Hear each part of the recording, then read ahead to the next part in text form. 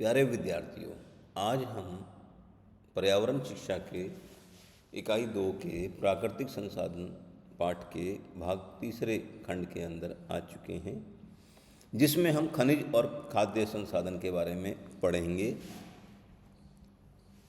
जैसा कि आपको पता है, प्राकृतिक संसाधन क्या होते हैं। प्राकृतिक संसाधन वे संसाधन हैं जो प्रकृति से लिए गए हैं और कुछ संशोधनों के साथ उपयोग किए जाते हैं। इसमें वाणिज्यिक और औद्योगिक उपयोग, सौंदर्य मूल्य, वैज्ञानिक रुचि और सांस्कृतिक मूल्य जैसे मूल्यवान विशेषताओं के स्रोत शामिल हैं।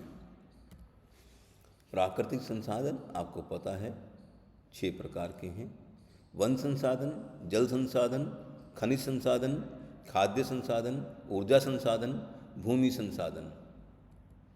आज हम खनिज संसाधन के बारे में पढ़ेंगे। ये विभिन्न प्रकार के खनिज की पिक्चर है। भारत में खनिज संसाधनों के बारे में, भारत एक विशाल भूभाग का स्वामी है। भूभाग है हमारे पास और विशाल आकार और विविध प्रकार के भूवैज्ञानिक संरचनाओं के कारण भारत में औद्योगिक दृष्टि से महत्वपूर्ण खनिजों के बहुत बड़े और उत्तम कोटि के भंडार पाए जाते हैं।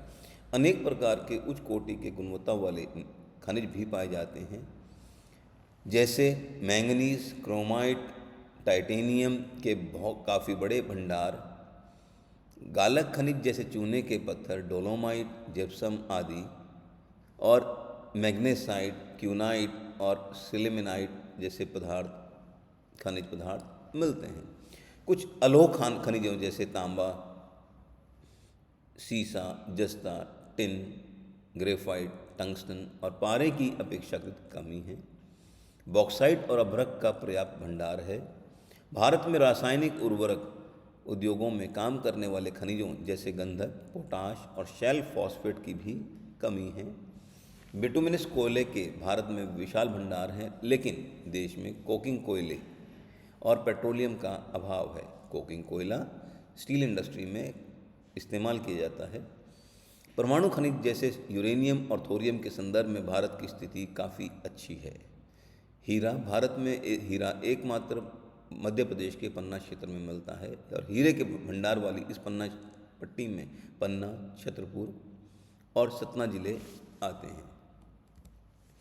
पर्यावरण को होने वाला नुकसान खनन की वजह से कौन कौन सा है? खनन के कारण भूमि की उपलब्धता में कमी होती है। भूमि की औद्योगिक उपयोग और औद्योगिक अपशिष्ट के कारण भूमि, वायु और जल का प्रदूषण, ये सब इन अनवीकरणीय संसाधनों के पर्यावरण संबंधी प्रभाव हैं। खानों में बमों से छेद करने और बारूद से उड़ाने, खानों की ढुलाई और सड़क से परिवहन और छीजन, कचरे के ढेरों के कारण होने वाला वायु प्रदूषण होता है। अगर अयस्क और खनिज खानों से निकलने वाले मल में आणविक अथवा अन्य नुकसानदेह तत्व हैं तो उनसे होने वाला जल प्रदूषण भी हानिकारक है। खनन के कारण उपलब्ध जल क्षेत्र में होने वाले परिवर्तन जैसे सतही बहाव, भूमिगत जल की उपलब्धता में परिवर्तन और जल स्तर और नीचे चला जाता है। भूमि कटाव, धूल और नमक से भूमि के स्वरूप में भी परिवर्तन आता है। खानों के निकट बस्तियों और जो आबादियां रहती हैं और वन्य क्षेत्रों में शोर और प्रदूषण की समस्या गंभीर है। भूमि की स्वरूप और दशा में परिवर्तन हो जाता है खनन के कारण। विनाश, वनों का विनाश के कारण, जो हम खनन की वजह से वनों का विनाश होता है और उस कारण से पेड़ पौधों और जीव जंतुओं को भारी नुकसान होता है। और अनुपचारित कचरे के ढेर के कारण क्षेत्र की सुंदरता भी खराब होती है।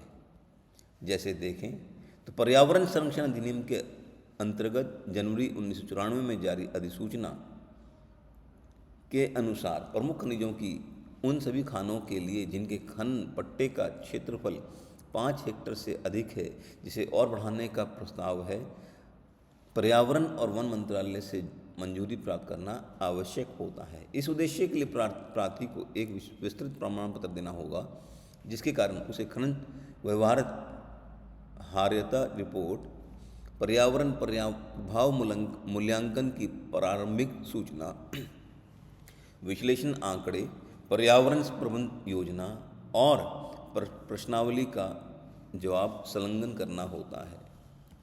अब देखें खाद्य संसाधनों के बारे में। मानव की 3 आधारभूत आवश्यकताएं, जिसमें भोजन, वस्त्र और आश्रय आते हैं, फूड जो है क्लोथ और शेल्टर आता है, में भोजन या आहार एक प्रमुख भूमिका निभाते हैं। भोजन के बिना हमें ऊर्जा नहीं मिलेगी और हम जीवित नहीं रह सकते हैं। इसके अलावा और भी आवश्यकताएं हैं, जैसे ऑक्सीजन या कपड़े, ऑक्सीजन भी रहता है जिसमें। भोजन प्राप्ति के लिए मनुष्य प्रत्यक्ष या परोक्ष रूप से वनस्पतियों तथा जंतुओं पर आश्रित है। अन्न, वनस्पति, फल, दूध पदार्थ, मांस, मछली आदि खाद्य संसाधन कहलाते हैं। भोजन के अभिन्न अंग नमक की प्राप्ति चट्टानों, समुद्रों व झीलों से होती है। विश्व जनसंख्या को लगभग 80% भोजन कृषि फसलों से, 18% दूध, मांस आदि से प्राप्त होता है तथा 2% मछलियों से प्राप्त होता है। अर्थात खाद्यान्न ही भोजन का प्रमुख स्रोत हैं। कुछ राष्ट्रों को छोड़कर अधिकांश में खाद्य संसाधनों की मांग की तुलना में उत्पादन बहुत कम है। इसकी पूर्ति अन्य देशों से आयात द्वारा की जाती है। भोजन की पर्याप्त मात्रा में उपलब्धता के साथ ही उसमें विभिन्न पोषक तत्वों की वांछित मात्रा में उपस्थिति भी आवश्यक है। विश्व में बहुत सारी खाद्य समस्याएं हैं। मनुष्य को जीवित व स्वस्थ रखने के लिए आवश्यक भोजन की आपूर्ति न होने पर भूखमरी, कुपोषण जैसी समस्याएं उत्पन्न होती हैं। विश्व खाद्य समस्याओं के लिए जो हैं बहुत सारे कारक उत्तरदायी होते हैं। जैसे पहला कारक देखें तो जो है जनसंख्या वृद्धि। विश्व खाद्य समस्या का मूल कारण तीव्र जनसंख्या वृद्धि है। प्रति हेक्टेयर उपज में वृद्धि करके और अधिकाधिक भूभाग कृषि के कारण खाद्यान्नों की मांग व आपूर्ति के अंतर को पाटा नहीं जा सकता है। अधिकांश विकासशील देश खाद्यान्न उत्पादन में आत्मनिर्भर नहीं हैं। इन देशों में जनसंख्या की वृद्धि सर्वाधिक है, अतः प्रति व्यक्ति खाद्यान्न उपलब्धता घटती जा रही है। वर्ष 1960 से वर्ष 2000 के मध्य विश्व स्तर पर प्रति व्यक्ति खाद्यान्न उत्पादन में 25% की कमी आई, जो वर्ष 2025 तक 30% कम होने की आशंका व्यक्त की गई है। भौगोलिक समस्याएं। किसी क्षेत्र में अनुकूल भौगोलिक दशाएं होने पर ही खाद्यान्न कृषि की जा सकती है। मिट्टी, वर्षा, तापमान, भूमि की ढाल, आर्द्रता आदि समस्त अनुकूल दशाएं सर्वत्र नहीं पाई जा सकती। कहीं मिट्टी अनुपजाऊ है तो कहीं तापमान कम है, कहीं वर्षा अधिक है तो कहीं समतल भूमि की कमी है। चावल के लिए जैसे 20 से 25 डिग्री सेल्सियस तापमान होना चाहिए, तो गेहूं के लिए 10 से 16 डिग्री सेल्सियस तापमान की सीमा है। इसी प्रकार से अलग अलग उपजों के लिए, अलग अलग फसलों के लिए अलग अलग आवश्यकताएं होती हैं। तीसरा देखें, तीसरी कमी विविधता का अभाव। वाणिज्यिक उद्देश्य से कृषि उत्पादन में विविधता की कमी भी खाद्यान्न समस्या के लिए उत्तरदायी है। अधिक आर्थिक लाभ के लिए विभिन्न देशों में गन्ना, रबर, चुकंदर, कपास आदि नकदी फसलों के एकाधिकार वाले क्षेत्र देखे जा सकते हैं। खाद्य समस्याओं के समाधान के लिए कृषि उत्पादन में वृद्धि के साथ साथ खाद्यान्न, दलहन, तिलहन, चारा एवं नकदी फसलों की विविधता व संतुलन भी आवश्यक है। चौथा, पोषक तत्वों का अभाव। संतुलित भोजन में प्रोटीन, विटामिन्स, कार्बोहाइड्रेट, खनिज आदि पोषक तत्व पर्याप्त और संतुलित मात्रा में होने चाहिए। इसके लिए भोजन में खाद्यान्न के साथ साथ हरी सब्जी, दाल, फल, दूध, घी, तेल आदि पदार्थ भी आवश्यक हैं। विकासशील देशों की अधिकांश जनसंख्या असंतुलित भोजन के कारण कुपोषण की शिकार है। नगरीय क्षेत्रों की अपेक्षा ग्रामीण जनसंख्या में कुपोषण की दर अधिक है। एक अध्ययन के अनुसार विश्व में 12% मौतें मात्र कुपोषण के कारण होती हैं। विटामिन ए की कमी के कारण विकासशील देशों में प्रतिवर्ष 3 लाख बच्चे अंधता के शिकार हो जाते हैं। लौह तत्व की कमी के कारण आधी गर्भवती महिलाएं एनीमिया से ग्रसित रहती हैं। आगे देखें तो उत्पादकता में एक अंतर दिखता है। कृषि की उन्नत तकनीक के अभाव में कम उत्पादन होता है और खाद्यान्न समस्या उपलब्ध होती है। उदाहरण के लिए चावल का प्रति हेक्टेयर उत्पादन भारत के में 1804 किलोग्राम, चीन में 3274 किलोग्राम, मिस्र में 4998 किलोग्राम और जापान में 5838 किलोग्राम है। यह अंतर कृषि की उन्नत तकनीकों के अभाव के कारण ही है। क्रय शक्ति व आर्थिक स्तर विकसित देशों की तुलना में विकासशील देशों की जनसंख्या का आर्थिक स्तर निम्न है, अतः क्रय क्षमता कम होती है। उदाहरणार्थ तेल निर्यातक अरब देशों में खाद्यान्न उत्पादन नगण्य है, किंतु विश्व बाजार से किसी भी कीमत पर पोषक खाद्य पदार्थ क्रय कर सकते हैं, खरीद सकते हैं, क्योंकि उनकी क्रय क्षमता अधिक है। दूसरी ओर विकासशील देशों में खाद्यान्न उपलब्ध होते हुए भी गरीबी के कारण भुखमरी व कुपोषण की समस्या है।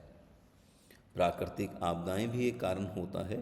जैसे भारत सहित अनेक देशों में मानसून सामान्य न होने पर भी फसली क्षेत्र और खाद्यान्न उत्पादन घट जाता है। सूखा, बाढ़, अकाल, पाला, शीतलहर, चक्रवात, ओलावृष्टि, टिड्डी हमला आदि आपदाओं से फसलें नष्ट हो जाती हैं और खाद्यान्न समस्या उत्पन्न होती है।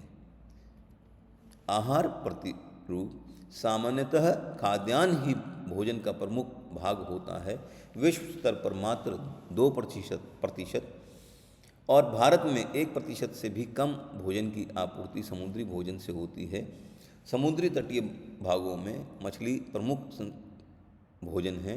खाद्यान्नों पर निर्भरता घटाने के लिए आहार में समुद्री भोजन की मात्रा बढ़ानी होगी। अन्य कारण भी हैं खाद्य समस्या के लिए, जैसे मृदा अपरदन, लवणीयता, मृदा का लवणीय हो जाना, प्रदूषण आदि कारणों से मृदा की उर्वरकता, उपजाऊ शक्ति घट जाती है और उसकी वजह से उत्पादन पर भी फर्क पड़ता है, उत्पादन घटता है। खाद्यान्नों के संग्रहण, भंडारण एवं वितरण की समुचित व्यवस्था नहीं होने पर खाद्य आपूर्ति प्रभावित होती है। एक चूहा जो होता है वो भी प्रतिवर्ष करोड़ों रुपए का अनाज खराब कर देता है, चट कर जाते हैं। नगरीय क्षेत्रों की तीव्र विकास के कारण उपजाऊ कृषि भूमि नष्ट हो रही है। कृषि भूमि पर बढ़ते हुए पशु दबाव से भी खाद्यान्न उत्पादन प्रभावित होता है। प्रतिवर्ष 16 अक्टूबर को विश्व खाद्य दिवस मनाया जाता है। आधुनिक कृषि के प्रभाव देखें तो आधुनिक काल में जनसंख्या तीव्र वृद्धि से उत्पन्न खाद्यान्न संकट से जूझते विश्व समुदाय ने कृषि के परंपरागत स्वरूप में परिवर्तन कर वैज्ञानिक तरीकों से खेती प्रारंभ की है। खाद्यान्न के साथ ही उद्योगों के कच्चे माल की मांग भी इस परिवर्तन का एक कारण है। कृषि के समग्र विकास के लिए नई कृषि नीति तैयार की गई है। इसका उद्देश्य उन्नत बीज, रासायनिक उर्वरक, नवीन सिंचाई के संसाधन, आधुनिक यंत्रों के उपयोग से कृषि उत्पादन में क्रांतिकारी परिवर्तन लाना था। इसी परिवर्तन को जो परिवर्तन आया था, इसी परिवर्तन को हरित क्रांति कहा गया है। हरित क्रांति से कृषि का उत्पादन बहुत बड़ा था। हरित क्रांति के लिए जो कदम उठाए गए थे उनके बारे में चर्चा कर लें तो कृषि फार्मों पर अधिक उपज देने वाले उत्तम किस्म के बीज तैयार किए गए, जिनके प्रयोग से कृषि उत्पादन बढ़ा। बुआई से पूर्व बीजों का उपचार किया जाने लगा। उत्पादन में वृद्धि के लिए बड़े पैमाने पर रासायनिक उर्वरकों का प्रयोग किया जाने लगा। पौध संरक्षण के अंतर्गत भूमि और फसलों पर कीटनाशी रसायनों का प्रयोग होने लगा।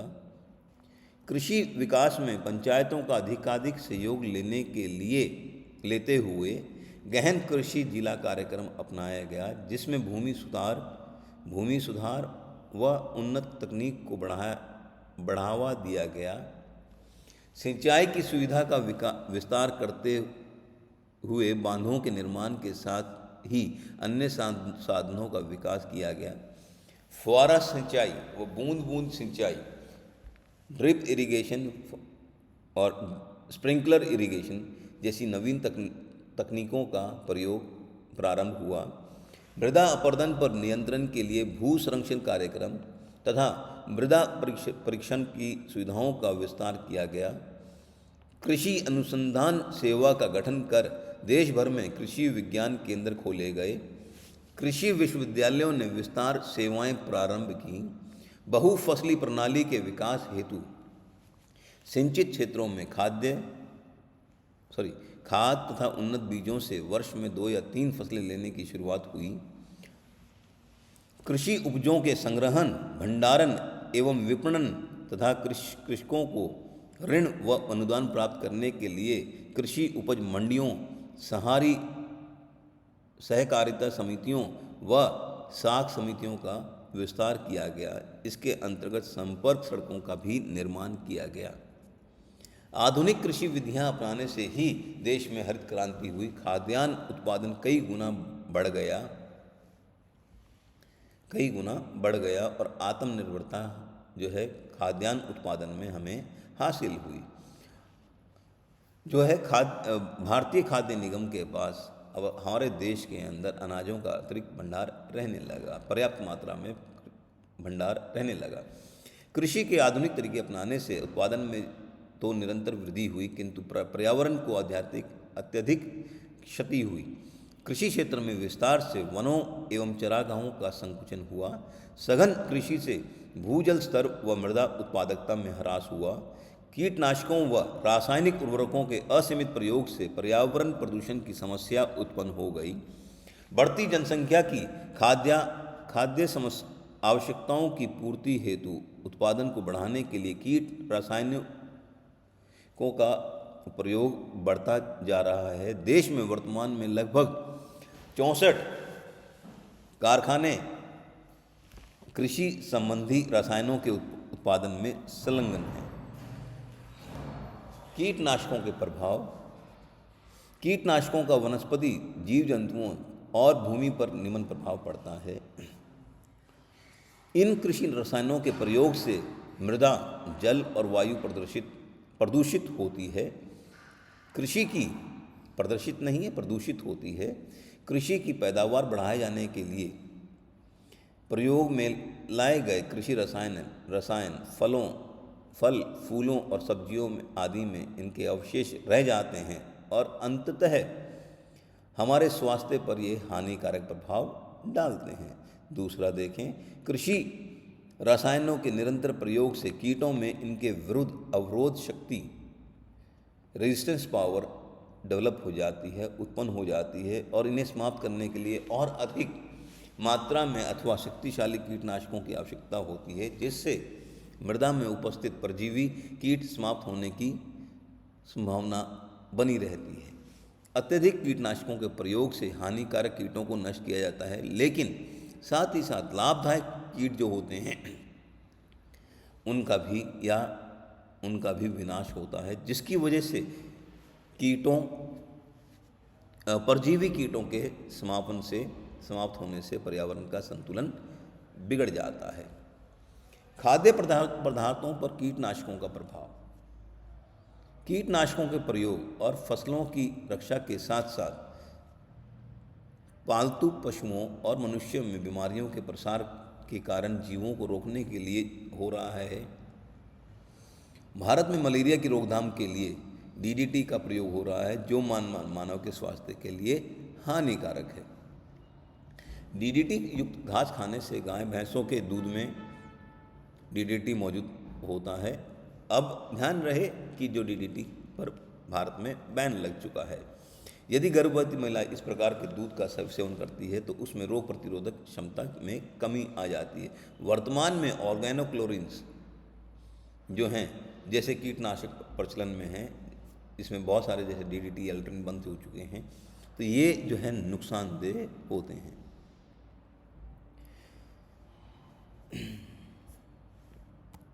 अब सुझाव देखें तो खाद्यान्न उत्पादन के अंतर्गत कीटों से होने वाली हानि से बचने के लिए अन्य उपायों को उपयोग में लाना चाहिए, जैसे कीट भक्षियों द्वारा संख्या कम करना, हानिकारक कीटों के अंडों को नष्ट करना, कीट रोधी फसलों को उगाना, कीटों को धोखे में डालने वाले विशिष्ट गंध युक्त फेरोमोन रसायनों का प्रयोग करना और अत्यधिक हानि होने पर, संभावना होने पर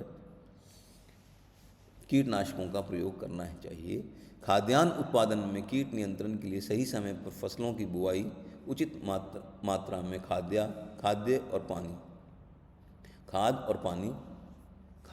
और पानी, समय पर फसलों की कटाई, मुख्य फसल के साथ दूसरी फसलों को उगाना, ये काम करने चाहिए।